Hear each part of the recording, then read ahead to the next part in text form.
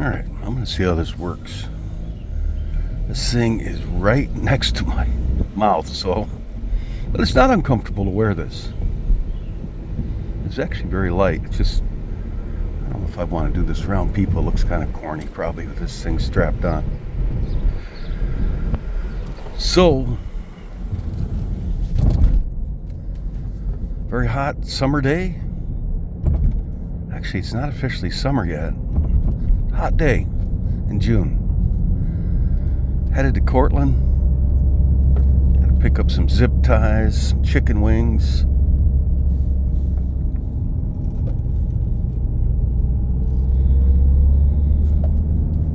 Some other things I've got on a list. Oil for my motorcycle. Gotta change the oil on it. Just thought I'd do my morning prayer. It's nothing personal, so I'm not ashamed to share it.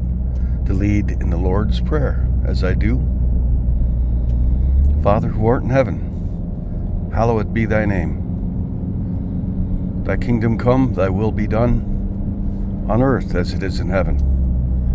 Give to me this day and this night my daily bread. Forgive me of my sins as I forgive those who sinned against me. And I am endeavoring to do that more like your Son with each day. Let me fall not in temptation, but deliver me from evil. For thine is the kingdom and the power and the glory forever. Father, protect me on the road from accidents and breakdowns. I always pray that. I'm on my own here. Lord, guide me today and tonight. If there's anything you want me to say or do, put it in my mind, my heart, in my path, and bless it, Lord. Father, I pray for my cousin's nephew who is recovering, Christian. Heal him and comfort him and his family. Be with me today and tonight, Lord. You're my portion, my family. In Jesus' name I pray. Amen. So I pray all day long, honestly. Off and on through the day.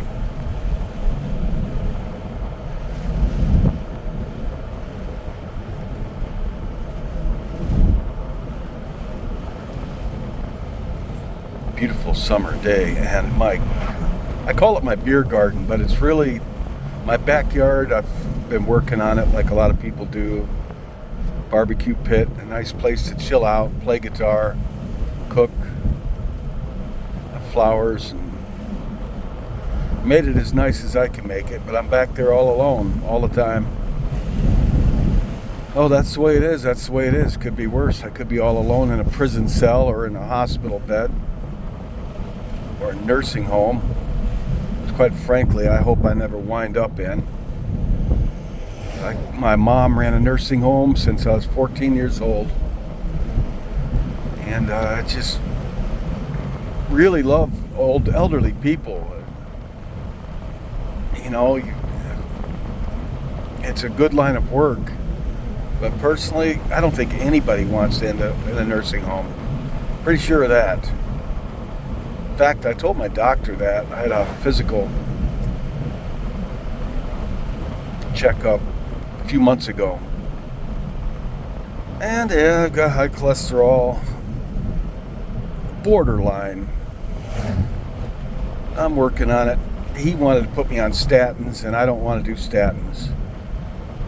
And I told him, it's not my life's mission to end up in a nursing home. He laughed about that, but I wasn't kidding. But then again, you know, it's kind of tough. You have a stroke or something, you wind up in a home anyway. You can't take care of yourself. Somebody will put you there.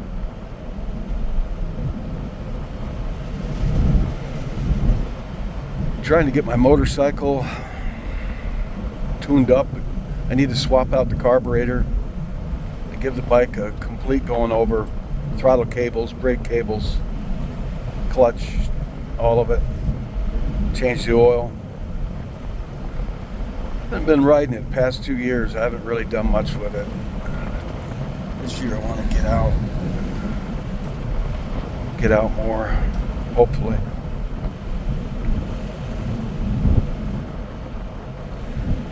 I don't know where my channel's going. It's God does. It really. I don't know if I'm going to post any more of my stories on there.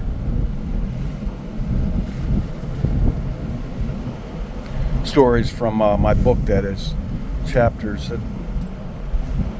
I'm just not sure what I'm going to do with this channel. I guess, it's there. I'll post what I post. And I just get on with my life. Just like the rest of you.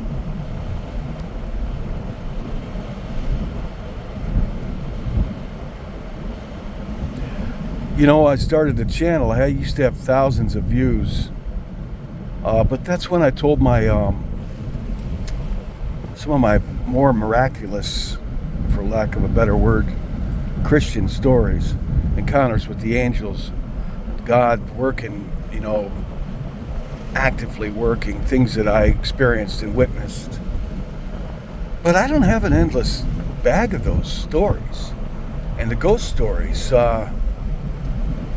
no, nothing lately that I'm aware of. I'm sure, given time, things happen. That's how it goes with me. I can have things happen all the time, then, I won't have anything happen for a year or so. And I don't look for it. In fact, I pray to God to protect me from it at my home. I'm thinking about doing a video about the cumulative effects of living a haunted life my entire life. It's not been easy.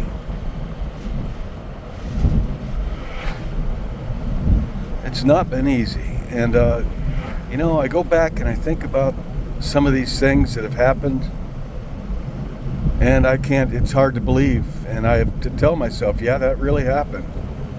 Just like you said it did. The stuff is real. It's all on the other side of the veil. I think it's probably a bigger world than what we know here. And like my mother said, I believe spirits are all around us.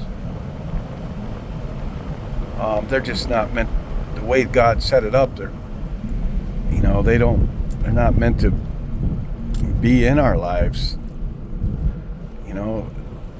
It just pokes through now and then. And that's got to be part of God's plan too. I mean, if He didn't want us to have occasional hauntings, they wouldn't happen. Or things that happen, we get glimpses now and then. But still can't prove it. Intangible. And we get these near-death experiences, which I like to read. I don't believe all of them. I'm sorry, but if somebody's having a drug overdose and they've had a near-death experience, their experience might be completely legitimate, but they were on hallucinogenics, and they don't need me to validate their experience, but I don't. I take those with a grain of salt. Like, yeah, you were high on drugs, you passed out. It kind of invalidates your testimony. That's why, I have to admit, I drink beer, not all the time, definitely, but never told any of my Christian stories in any way, having a beer or anything. It's not at all. I think it would invalidate the whole story.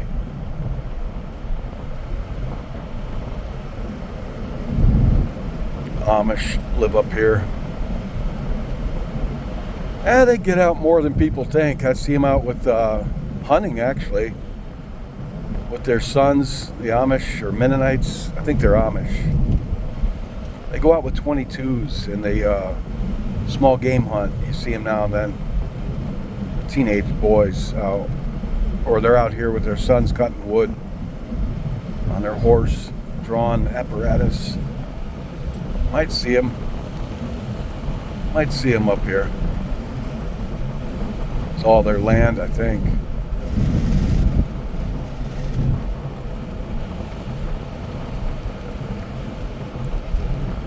So it's just a drive along. I thought about it. You know, I always pray. This is my time to pray. The Lord's Prayer, and then think about the day.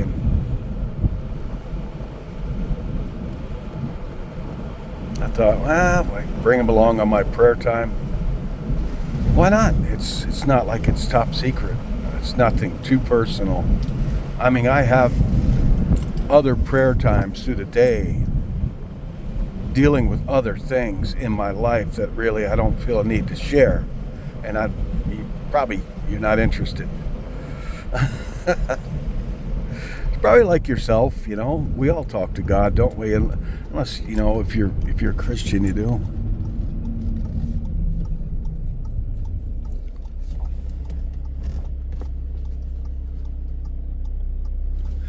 Man, I saw a bad accident here. 2 of them, actually.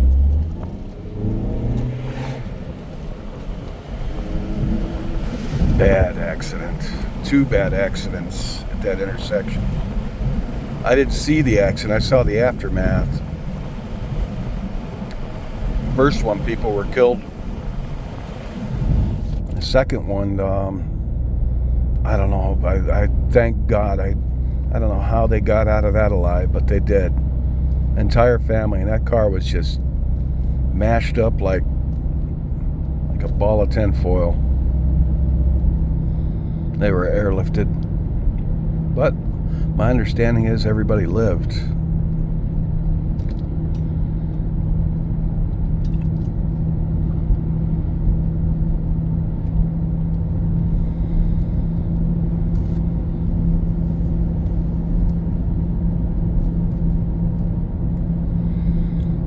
Daily get out and drive. And cooped up in that house. Well, that means I'm going over 60.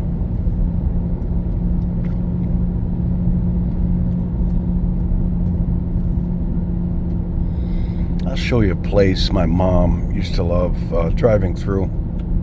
Her and I used to go for a lot of drives. Go out and get a hamburger, talk, pray, argue.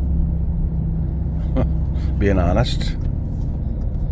I'll show you this place. She used to call it Brigadoon. Off the movie. The fabled place in Scotland. Supposedly only a village that only appears every 1,000 years. Brigadoon. She was a teenager in the 1950s. I think the movie Brigadoon came out then, and she liked to sing. When she was around, a young woman, she sang a lot. I think she liked those old musicals quite a bit. There's a ghost picture on this. I don't have it here. It's not mine. Somebody else in the village posted they took a picture of what we just passed coming down this hill. And you can see a woman in a white dress in the middle of the road. Shadowy, you know, see-through, but definitely a woman in a white dress. Standing right in the middle of the road at the intersection back there.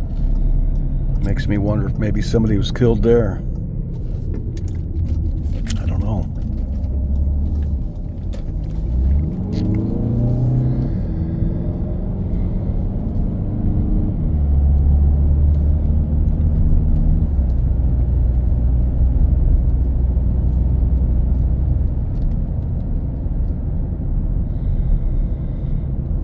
Yeah, I don't know where I'm going with this channel. It's just, maybe I'll just post whatever I post. If everybody stops viewing it, I'll still post. really, it's not really about trying to get numbers for me. It's something to do, and it definitely something I appreciate, to be able to share God's Word. And I don't just do this on YouTube. I'll tell people about it wherever I'm at, whenever the opportunity presents itself.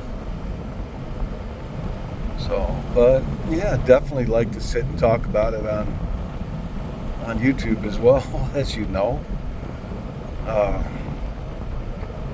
I still think that's why, some of these things have happened to me, because God knew Tim will tell everybody about it, because that's the person I am. I love to tell people about things. And I guess I'll go straight. Missed my turn. And we missed Brigadoon. I took the wrong turn for it. That's just a cute little farming village in like a little valley with a stream down here. Central New York. It's a beautiful, beautiful area. You can see, I know most, if not all of you know, that New York State isn't all New York City, as you can see. We're far removed from New York City. There's Brigadoon down here. All right, we're going to go through Brigadoon. That's not what the name of it is, but that's what my mother called it, so it's Brigadoon. I just renamed it. This little, whatever you want to call it here. My mom always liked it, and I could see why. My mom liked quaint country stuff. She's the one that moved me to the town I'm in. Actually, she picked that town. You got a swimming hole here.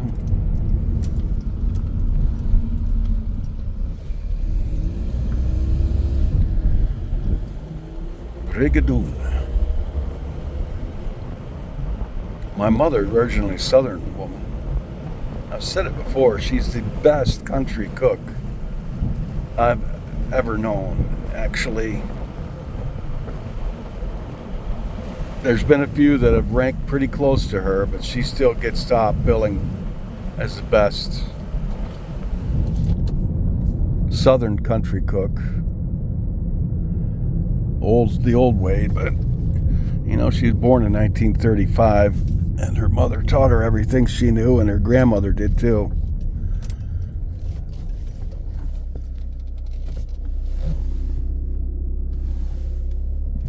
I'm gonna turn around here. And I've turned around. Let's go back through Brigadoon. Careful to do the speed limit. Don't want the marshal of Brigadoon coming after you. Brigadoon. Sounds kind of Scottish. Brigadoon. There's the church of Brigadoon. Groton City. The real name of this town is Groton City, but, well, that's what the state calls it, and the people here call it. But my mom's renamed it Brigadoon, so it's Brigadoon. They just don't know it. Life in Brigadoon. Move that cow manure. Man, he looked miserable. It's hot out. 86. Cooler than it was the past couple days. They say this is a heat wave we've got here. It's supposed to, but it's not even summer yet. I wonder what, usually our hottest time of the year in upstate New York is in July, and it's not even summer yet. I don't mind the heat myself much. I've always endured the heat. I'll take this over the snow. It cools off at night. Light a fire, sit out back. Trump territory. Sit out back under the stars. Yeah, we're far removed from New York City, and The landscape here is politically, it's mostly conservatives around here.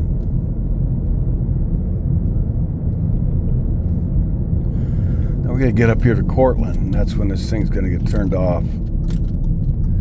I don't want to be doing this while I'm driving through that. Sometimes the traffic gets a little...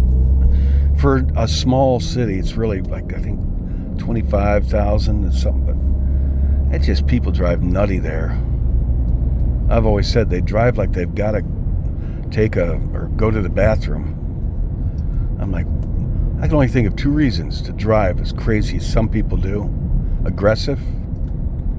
Either you've got a medical emergency or you've got to go to the bathroom really bad. And it seems like half that town drives that way. They should be more reasonable. Before you go out for a drive, visit the bathroom. I know it's with people.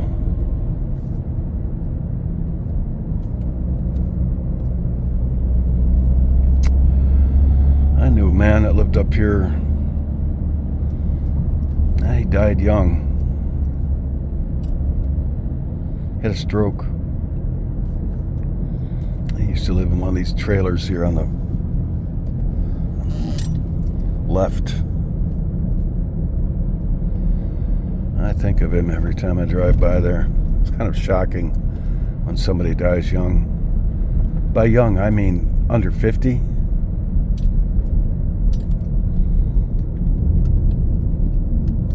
I think he was shocked. I don't think he knew the Lord. I don't know. He didn't when I knew him, but that could be wrong. Hopefully I'm wrong.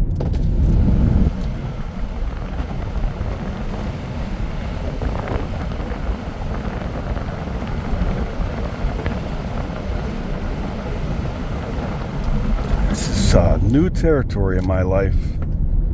Territory my parents didn't know.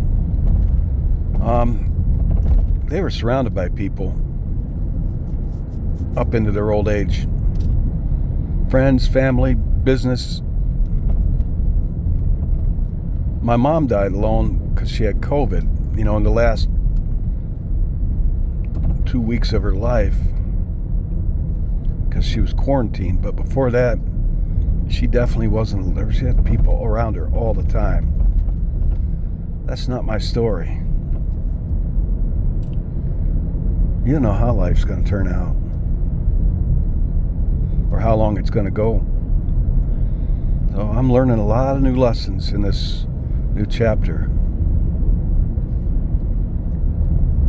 I thank God for it. I really do. Honestly, sincerely do thank God. Even though I am known to complain about being lonely and alone, and it's not easy. It's scary sometimes. Like when you're alone and you're sick or you have an accident, there's nobody to help you. You got to really lean on faith on God. Kingdom Hall, Jehovah's Witnesses. You can't believe everybody that wears the cloth. I mean,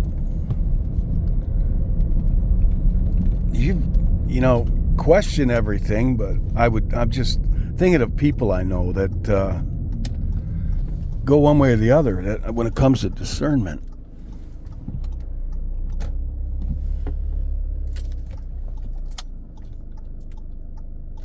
Oh, wait. They either trust everything or they trust nothing. I guess that maybe that's one aspect of having the gift of discernment. And that comes with spirits and people as well. They either trust it, they don't know how to discern. That's something to pray for. There's a gift of discernment in matters. Could be whatever you need discernment in. Knowing good people from bad people, liars from honest, good spirits from evil spirits, good message to be from God, or that message is not from God. And you need to discern your spiritual leaders too. Now, this is kind of corny.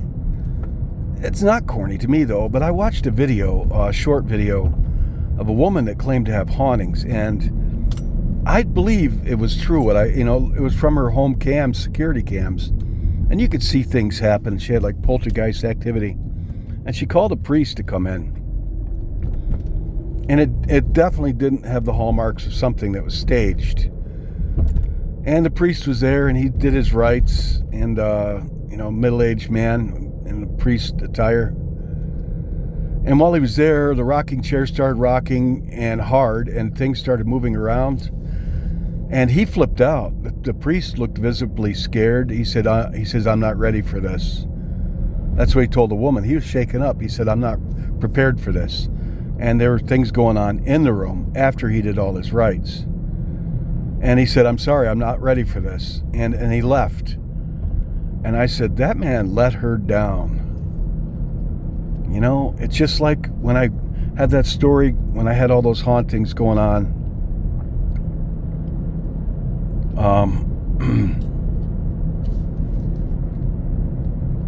I guess I'm going to go all the way to, where am I?